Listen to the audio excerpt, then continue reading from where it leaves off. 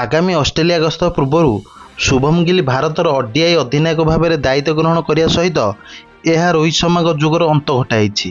Rohit December 2021ରେ ପୂର୍ଣ୍ଣକାଳୀନ ଅଧିନାୟକ ଭାବରେ ଦାୟିତ୍ୱ ଗ୍ରହଣ କରିବା ପରଠାରୁ 50 ଓଭର ଫର୍ମାଟରେ ଭାରତକୁ ନେତୃତ୍ୱ ଦେଉଥିଲେ। ଏପ୍ରିଲରେ 38 ବର୍ଷ ବୟସରେ ପହଞ୍ଚିଥିବା ରୋହିତଙ୍କୁ ଡିସେମ୍ବର 2021ରେ ଭାରତର ପୂର୍ଣ୍ଣକାଳୀନ ଓଡିଆଇ ଅଧିନାୟକ ଭାବରେ ନିଯୁକ୍ତି କରାଯାଇଥିଲା। ବିରାଟ କୋହଲି ଟି20 ଅଧିନାୟକ ଛାଡ଼ିବା ପରେ ଏହି ନିଯୁକ୍ତି ଦିଆଯାଇଥିଲା।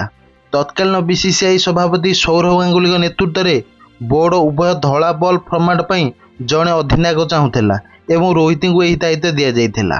ତାଙ୍କ କାର୍ଯ୍ୟକାଳ ମଧ୍ୟରେ ଭାରତ ଓଡିଆଇ ଫର୍ମାଟରେ ଯଥେଷ୍ଟ ସଫଳ ହାସଲ କରିଥିଲା ଏବଂ ରୋହିତ ସାମ୍ପ୍ରତିକ ସମୟରେ ଟିମ୍ ଇଣ୍ଡିଆ ପାଇଁ ସବୁଠାରୁ ପ୍ରଭାବଶାଳୀ ଧଳା ବଲ୍ ଅଧିନାୟକ ଭାବରେ ଉଭା ହୋଇଥିଲେ।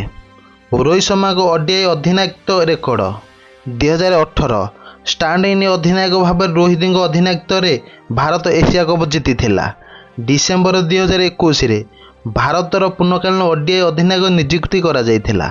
2023 ଭାରତ ଶ୍ରୀଲଙ୍କାରେ ଏସିଆ କପ୍ ଜିତିଥିଲା।